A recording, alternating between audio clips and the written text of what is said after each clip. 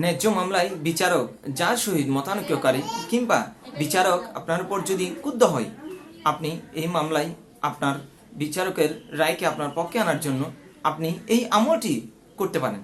আউযুবিল্লাহি মিনাশ শাইতানির রাজিম। বিসমিল্লাহির রহমানির রহিম।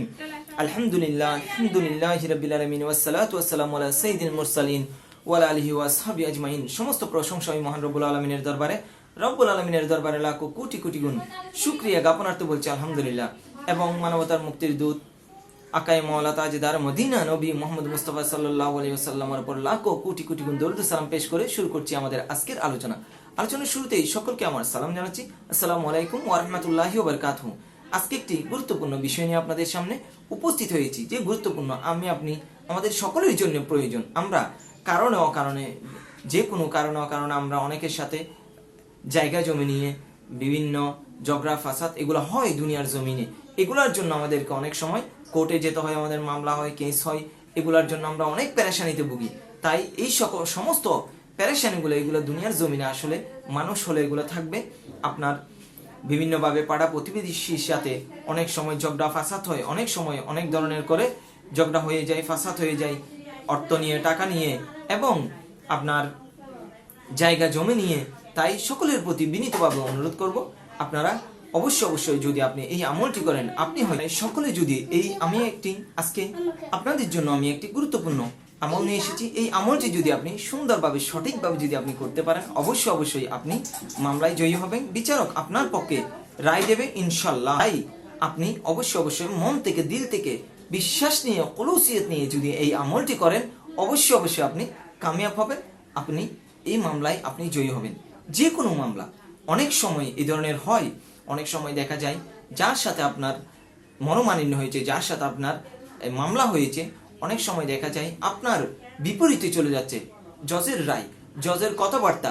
এই সমস্ত এই ধরনের যদি হয়, তাহলে আপনি যদি এই আমলটি করেন, আমি যেভাবে বলবো আমলটি আপনি সেভাবে যদি করতে পারেন, আপনি যদি অবশ্যই আমি যে আমলটি বলবো, একটি কোরআনী একটি আয়াত আমি আপনাকে বলবো, যে আমলটি, যে আয়াতটি আপনি সুন্দরভাবে লিখে আপনি যদি বাহুতে বেঁধে রাখেন, বাহুতে বেঁধে রেখে আপনি নিয়ত করবেন এবং সেখানে গিয়ে আপনি আল্লাহর কাছে সাহায্য প্রার্থনা করবেন ইনশাআল্লাহ আজিজ, তখন অবশ্যই আপনার প্রতি তিনি অর্থাৎ জজ সাহেব আপনার প্রতি সদয় হবেন, আপনার দিকে তিনি আপনার প্রতি সদয় হয়ে আপনাকে এই মামলার রায় আপনাকে দেওয়ার জন্য তিনি মনস্থ করবেন।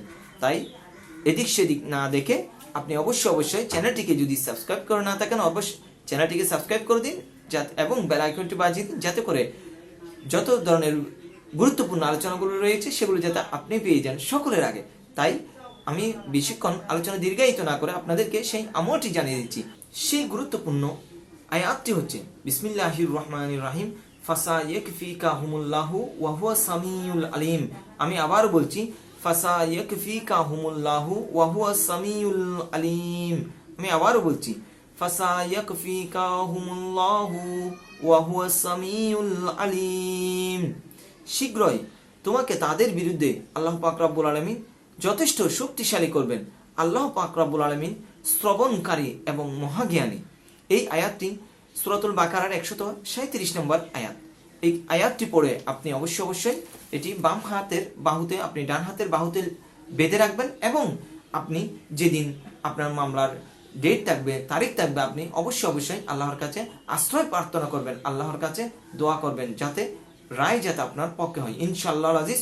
অবশ্যই এই আয়াতের বদৌলতে, এই কোরআনে আয়াতের বদৌলতে, কোরআনে আমলের বদৌলতে আপনার পক্ষে রায় আসবে ইনশাআল্লাহ।